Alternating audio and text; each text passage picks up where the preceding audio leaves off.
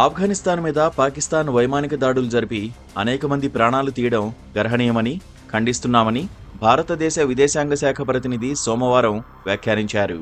ఎంతో మంది మహిళలు, పిల్లలు మరణించారంటూ ఘాటుగా విమర్శించడమే కాక తన చేతగానితనానికి పొరుగు దేశాలను ఆడిపోసుకోవడం పాకిస్తాన్కు అలవాటేనని అన్నారాయన. దాదాపు 10 రోజుల క్రితం ఆఫ్ఘనిస్తాన్లోని తెహ్రీక్-ఏ-తాలిబాన్ స్థావరాల మీద పాకిస్తాన్ యుద్ధ విమానాలు బాంబులు కురిపించడంతో 46 మంది మరణించిన విషయం తెలిసిందే.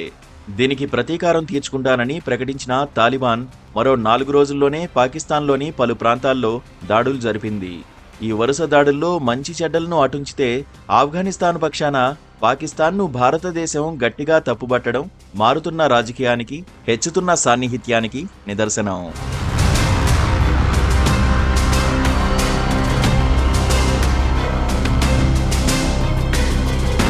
పాక్ ఆఫ్ఘాన్ సరిహద్దుల్లో రెండు వైపులా పెద్ద సంఖ్యలో సైన్యాలు మోహరించి ఉన్నాయని వార్తలొస్తున్నాయి.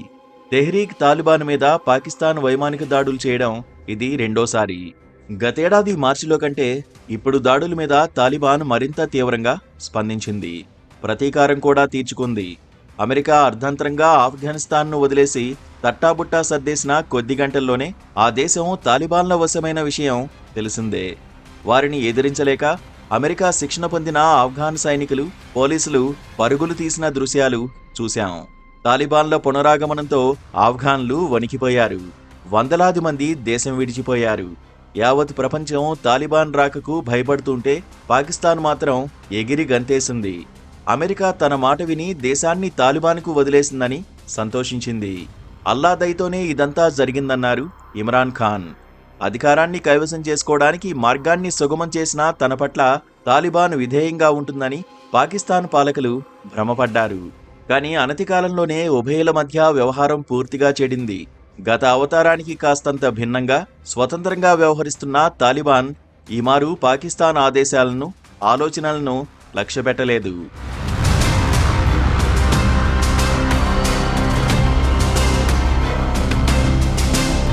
ఇక తాలిబాన్ ఆశీస్సులతోనే టీటీపీ తనపై ఇంతగా రెచ్చిపోతుందన్న పాకిస్తాన్ వాదన కాదనలేంది.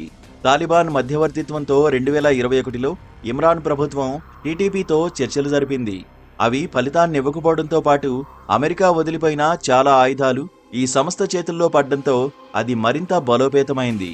టీటీపీ విషయంలో పాకిస్తాన్ ఎప్పటికప్పుడు తాలిబాన్ను హెచ్చరించినప్పటికీ ఫలితం లేకపోయింది. టీటీపీని నియంత్రించిన పక్షంలో అందులోని సాయుధులంతా ఐసిస్ వంటి సంస్థల్లో చేరిపోయి తన ఉనికికే ప్రమాదం తేవచ్చునని తాలిబాన్ భయం. ఇతర ఉగ్ర సంస్థలను నిలువరించడానికి తాలిబాన్కు టీటీపీతో స్నేహం ఉపకరిస్తోంది. టీటీపీని పెంచి పోషిస్తున్నందుకు పాకిస్తాన్ తీవ్రంగా మండిపడుతున్నప్పటికీ తాలిబాన్ లక్ష్యపెట్టడం లేదు. పాకిస్తాన్ సరిహద్దు ప్రాంతాలతో అది సాగిస్తున్న విధ్వంసానికి తాలిబాన్ పరోక్షంగా సాయపడుతున్నది కూడా. ఒక పక్క టీటీపీ, మరోపక్క బలూచ్, ఫగ్దాన్ తిరుగుబాటుదారుల విధ్వంసకాండలతో పాకిస్తాన్ నలిగిపోతోంది. చైనా, సౌదీ పెట్టుబడులకు భద్రత కల్పించలేని స్థితికి అది జారుకుంది. తాలిబాన్తో నేరుగా యుద్ధానికి దిగి గెలిచే స్థితిలో పాకిస్తాన్ లేదు. కానీ ఇలా అడపాదడపా సరిహద్దుల్లోకి చొరబడి ఏవో కొన్ని దాడులు జరుపుతూ ఉగ్రవాదం మీద యుద్ధం చేస్తున్నట్టుగా ప్రజలను సమాధానపరిచే ప్రయత్నమైతే పాక్ పాలకులు చేస్తున్నారు. పాకిస్తాన్లో ఉంటున్న లక్షలాది మంది ఆఫ్ఘాన్లను వెళ్లగొట్టిన ఘటన ఉభయ దేశాల మధ్య మరింత దూరం పెంచింది. ఒకవైపు పాకిస్తాన్తో సంబంధాలు ఇలా పతనమైపోతుంటే మరోపక్క ఆఫ్ఘాన్ భారత్ సాన్నిహిత్యం పెరుగుతోంది. ఇటీవలే భారతదేశంలో ఆఫ్ఘనిస్తాన్ రాయబారిగా యువ విద్యార్థి ఇక్రముద్దీన్ కమిల్ నియమితుడయ్యాడు.